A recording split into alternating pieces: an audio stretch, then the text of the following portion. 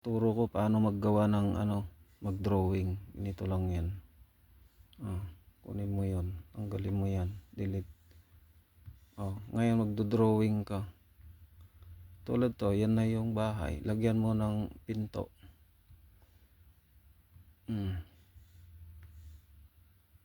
Size ng pinto 90. Ito baliktarin mo. Lagay mo doon.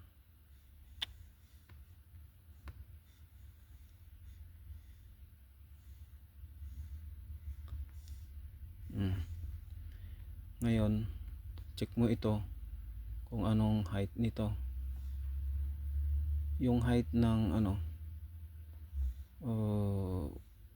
yung height ng pinto. Ngayon, anong height nitong floor na to? 3 meter yung height niya. So, lagay mo bintana. Ayan, maglagay ka ng bintana. Halimbawa, 1.5. I-check mo yung taas ng bintana. So, nasa mataas siya. Tanggalin natin yung handle, yung bukasan. Nasa sayo yan kung saan mo ilagay. Tanggal ko yan. Ngayon, check mo na siya kung yan, bahay na. May bintana na. Ngayon, i-check mo to, ba't ang baba niyan?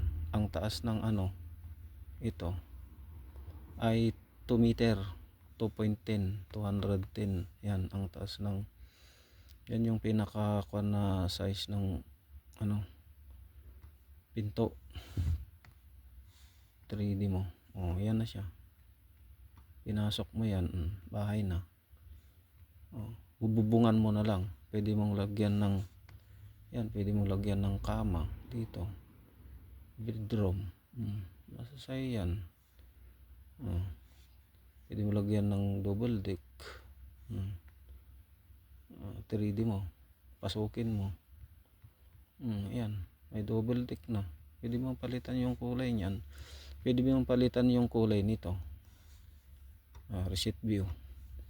To, palitan natin itong labas to. Yan, palitan natin yung kulay niyan. Ilagay natin ng red. Ito, yan na yan. Ito green. Yan.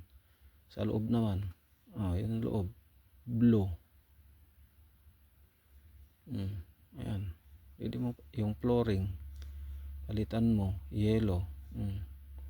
Yung yan na pa. Yan na yung niya, kulay niya, paiba-iba, di ba? Ganun lang mag-drawing. Sabihin niyo hindi ako yung nag-drawing niyan. Parang AutoCAD lang. Delete natin yan.